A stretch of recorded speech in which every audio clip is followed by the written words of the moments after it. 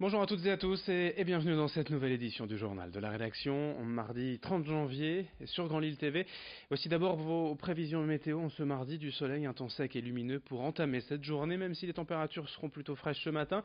Les éclaircies feront du bien et apporteront ce ciel bleu que l'on a un peu oublié ces dernières semaines.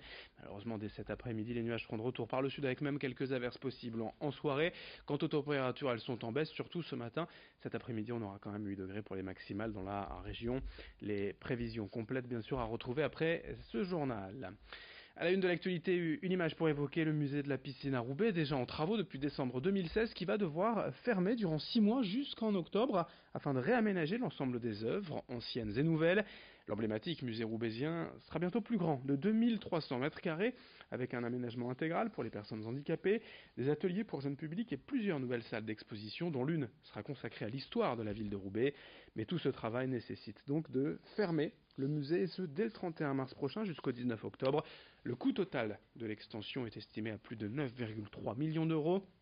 Explication avec le directeur de la piscine, Bruno Godichon, au micro de Grand Lille TV et de Brieux-Gorchy.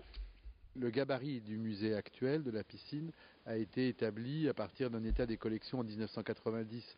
On savait déjà en 2001, en ouvrant, parce qu'il y avait eu beaucoup de donations et d'enrichissements, que cet espace était virtuellement trop petit. Et puis, je dirais que l'autre logique, une fois que la décision a été prise, c'est de choisir le même architecte que celui qui avait fait le musée en 2001.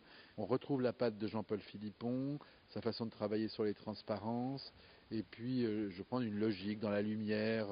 Voilà. C'est pas un projet qui a lutté contre la piscine, mais c'est vraiment un projet qui s'est inscrit dans une logique de complémentarité. Peut-être l'avez-vous remarqué, hier en passant par les gares Lille-Flandre et Lille-Europe, la SNCF teste actuellement une poubelle robot baptisée Baril. Le prototype était hier donc à Lille au contact des voyageurs, car vous le voyez, cette poubelle est autonome, elle s'approche de vous. Pour recevoir votre déchet, elle produit même un son de remerciement à chaque détritus reçu. Baril a été conçue par une start-up parisienne, elle mesure moins d'un mètre de hauteur, se déplace à 2-3 km par heure et a une autonomie d'environ 6 heures. Son objectif, c'est bien sûr de rendre la gare plus propre, tout en amusant les voyageurs. Ce prototype nous est présenté par un responsable de la SNCF au micro d'Alexis Tessier. La propreté en gare, c'est notre première préoccupation parce que c'est ce qui contribue le plus à la satisfaction des clients en gare.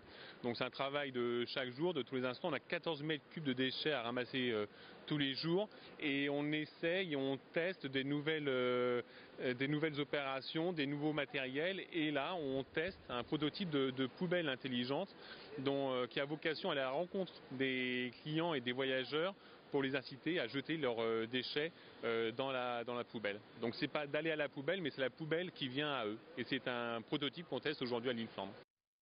Dans ce journal également, la fermeture annoncée de l'institution Sainte-Marie, un établissement scolaire du Vieux-Lille en proie depuis 10 ans à d'importantes difficultés financières.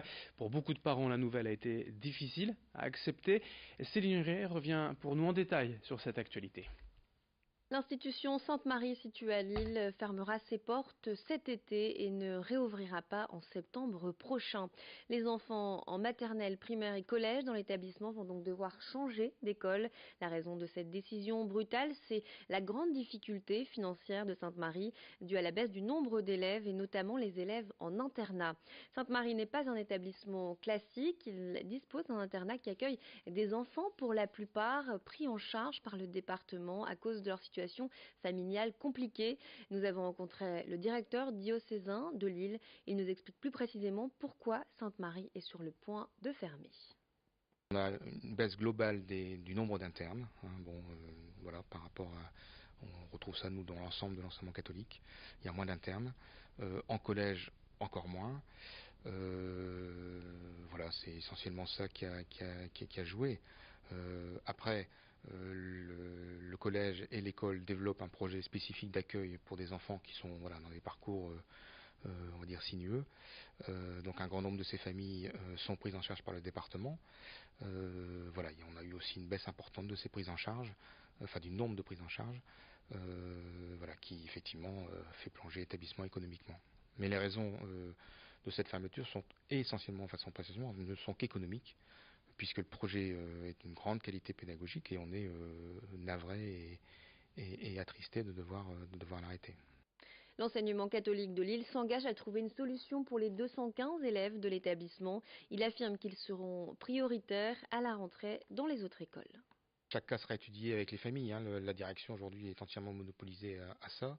De pouvoir effectivement voir avec chaque famille quelle serait la solution la meilleure pour elle, sachant qu'on est aussi en partenariat avec l'enseignement public et que voilà, on cherchera ça dans un cadre un petit peu d'ensemble. Du côté des parents, l'annonce de la fermeture la semaine dernière a été un choc. Beaucoup d'entre eux ressentent une grande tristesse et n'acceptent pas l'idée de devoir changer leur enfant d'école. Mais ils pensent surtout aux enfants en internat qui, selon eux, considèrent Sainte-Marie comme une seconde maison. Aujourd'hui, actuellement, nous avons des enfants à Sainte-Marie qui sont dans des situations précaires, même des fois catastrophiques. Vous avez des enfants qui n'ont plus leurs parents. Vous avez des enfants qui sont dans des situations où les parents ne peuvent plus en fait accorder en fait attention ou éducation. Aujourd'hui, Sainte-Marie, c'est leur deuxième famille. C'est une maison.